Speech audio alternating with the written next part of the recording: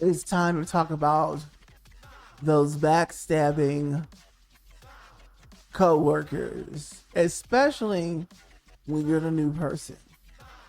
Ugh.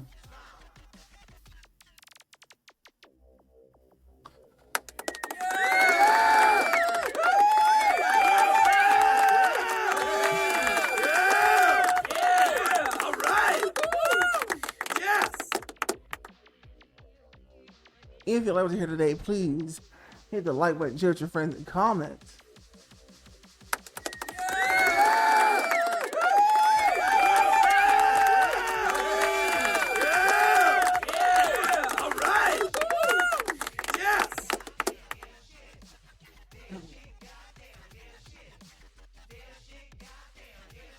Now,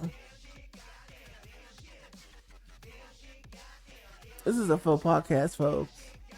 Just to let y'all know, because it was created really out of spite of the whole podcast thing becoming like the new hot thing. And our podcast is just everywhere. So,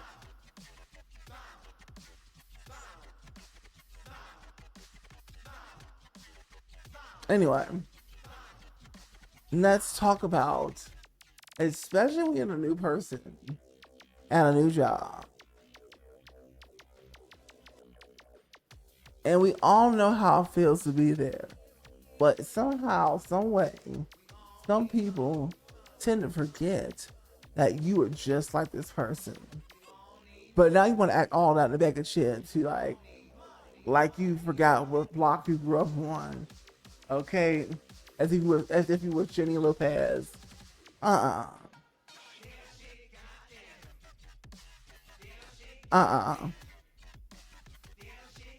But some people are rude as heck. Like, you can think that you're doing an okay job, or your trainer can say that you're doing good, or whatever, you're learning and you're growing in the fast as you can in the training period. And then you get called to the office, and the manager is like, these coworkers have said this, and this about you.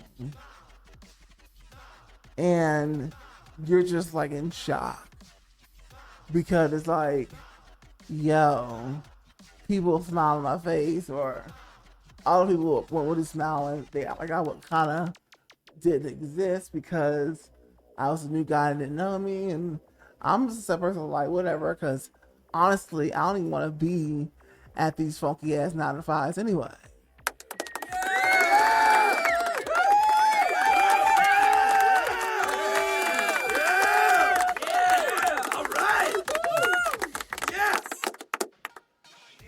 Like, I don't want to be here, but I have to play the game, okay? At my,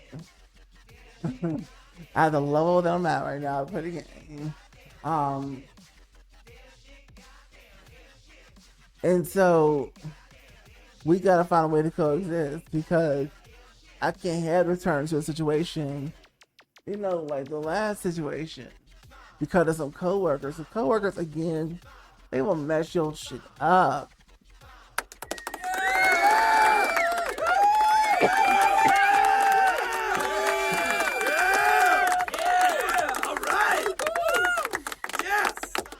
Especially with somebody there with some seniority, as a manager of the company really likes, and like they start making reports on you, false reports, like, and you literally don't have any way to protect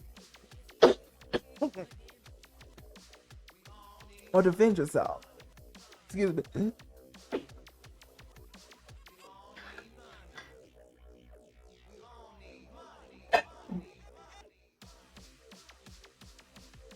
Don't worry, folks. Everybody's dying.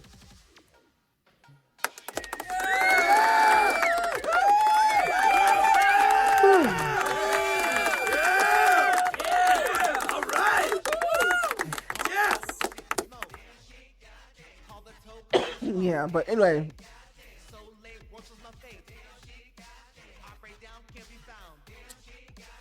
You don't have no way to protect or fend for yourself, so because you're a new guy at the company, so like they can lie and talk about the way your hygiene, a common thing, especially in bougie places.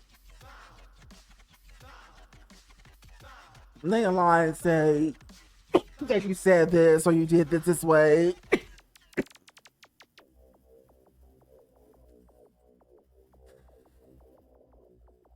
Goddamn. Excuse me.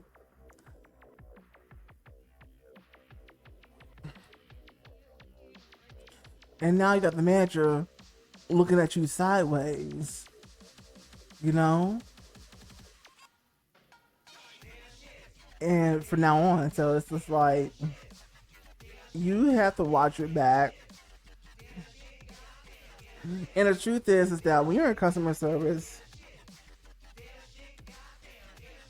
there are only so many places you can go to avoid this kind of behavior, because this kind of behavior, this kind of toxic behavior, literally exists basically in every job that deals with having to work with other people.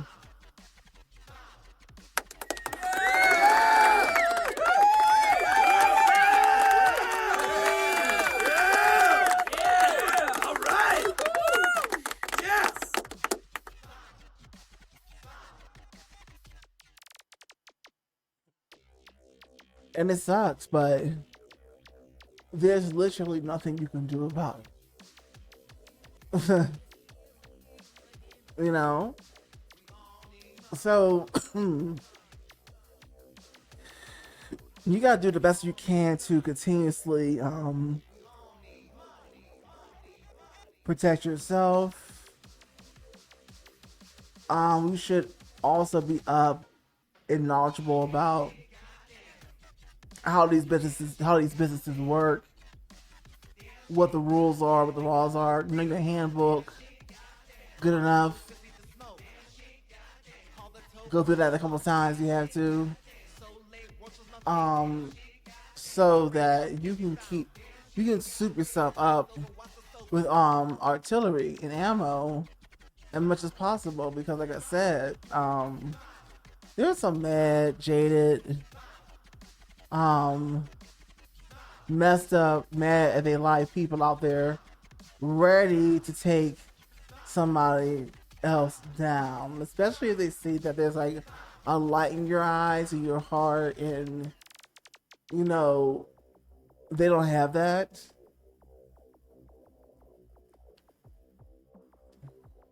They want to snuff the lights out of you. You know what I'm saying?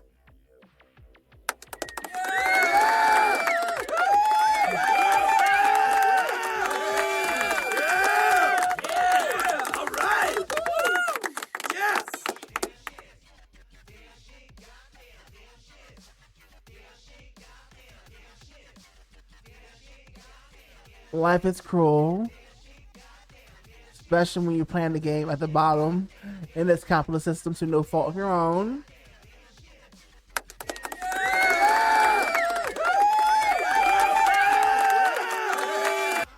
You were set up this way, and it's so easy to get upset after leaving that manager's meeting. Especially if you were being told that you're doing so good. But take a lesson from my book and don't look upset don't get upset. I know it's easier said than done. This is basic. Think of it like the manager almost trying to warn you that there are snakes out there that you couldn't see before they pulled you in for that meeting. You know, because you wouldn't have known about the snakes coming to rattle out at the door of the manager all the time, saying whatever they want to say on your name, slandering your name. If that manager didn't pull you in early in the training process, you know, before you had any real history with the company, so that you can watch your back. Watch you say around any and everybody, even if they seem nice. Like the nicest ones could be the biggest backstabbers. Yeah! All right! Yes!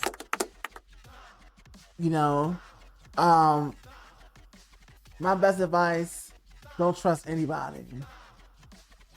Yes, work with them, get along, and it's hard at jobs where people are allowed to kind of horseplay and people are stupidly bringing their personalities out, their true personalities out, and not creating work personalities like they should be, uh, so that they can really navigate this corporate giant.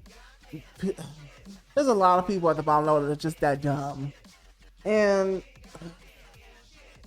they're promoting these dummies left and right because that's all they seem to have these days on the team. Unless they keep bringing people from within, from out external. But there are some companies that'll always just promote from within, so they'll just take the next dodo that they like, not necessarily the work is good, and they'll promote them if they want it, or they'll push them to promotion, even if they didn't ask for it. So, with that being said, you have to take that as a watch your back around here, because if somebody like me, my feelings go up. The new situation, I try to read the people, you know, if I'm a new person, whatever and whatnot, trying to be cordial with everybody, but you can't really do that. And just when I said I had like the place and the vibe of the place, you know, and I get pulled into the office to, well, you just say, of course, they don't ever tell you who it is and say something about you, but they'll say several or some people or whatever. And then you're just like, wow, changes everything for you. Your whole world flips upside down, and now you really have to watch everybody who's a coworker with you, you know. So you gotta do your job, and if somehow you get let go because the tattletales keep telling lies on you, so like I said, firing is not the end of the world. Like, there's no need to freak out about it. Pick it, go to the next place, spruce up on your interview skills. I had a great website last podcast at theinterviewguys.com, where they'll teach you how to get another job like it's nothing. You know what I'm saying? By answering the questions correctly and swiftly. So many people don't know how to interview, and so they fall flat on their faces for the most part, and it's a shame. When to these days you don't have to, and a lot of times it's either cheap or it's free, you know. So do yourself a favor and brush up on the skills while you're out, or actually during your employment, because there's no such thing as job security. Do not think you are your boss's buddy. Do not get comfy with the vice president. Like, no. The thing is that you'll be cut for any time, any reason, whatever, and nothing is secure. If they decide tomorrow that their business is not doing well, they gotta cut assets. Guess who's going out first? That's you, because you're the newest person. So you gotta get chopped and go. You know, these people have more experience over here, but you know, you're new to our particular establishment. Even if you do have work experience history, which when they hired you, it's going to get rid of you, because these are the people who know their establishment more and better, because they've been at this establishment for these amount of years. So again, you're always on shaky ground when it comes to working for anybody, unfortunately.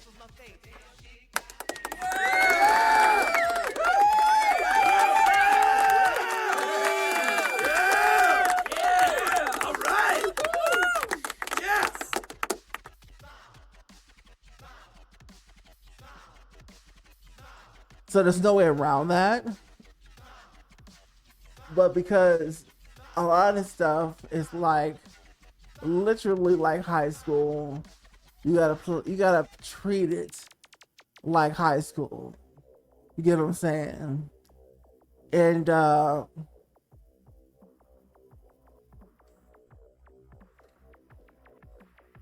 just watch your back. Watch your back and realize that coworkers are not your friends. You could have went out for a salad and a dinner and been best friends with one person, and then all of a sudden you found out that they ratted on you about this and that, and you're just like, I don't get it. How did this happen? How did we get here? Don't ask those questions. The best thing you can do is not become friends with your coworkers, with your bosses, your supervisors, and there are places that will have these outings, unless it's required that you go to these outings as a place to get job duties or whatever. It was just a random thing that they put together. I would limit going never to seldom, basically, because this is where things can really go off the rails. Don't trust them. It's just that the workspace and these corporate buildings and all these roles are post breeding grounds for meeting quality people. You know what I'm saying? Like, some people have been able to manage to get a friend out of a coworker, but you're like the rarity of the majority of what happens. That doesn't really happen usually like that. You were brought together under shaky conditions, and the main reason why you're even there in the first place is money. You never came there to make friends. You never came there to smooth or whatever. You came there to be basically a slave, on the plantation, working away 8 hours a day to collect a paycheck so that you could continue to live. Okay, that's it.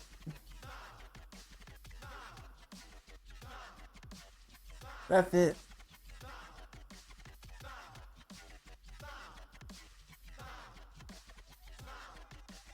And that's my 2 cents.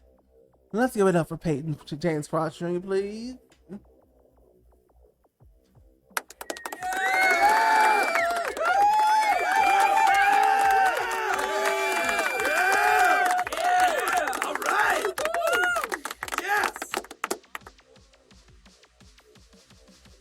Please, if you're into electronic dance music, stick around or not. Thank you for coming. But everybody, like, comment, subscribe, and share with your friends.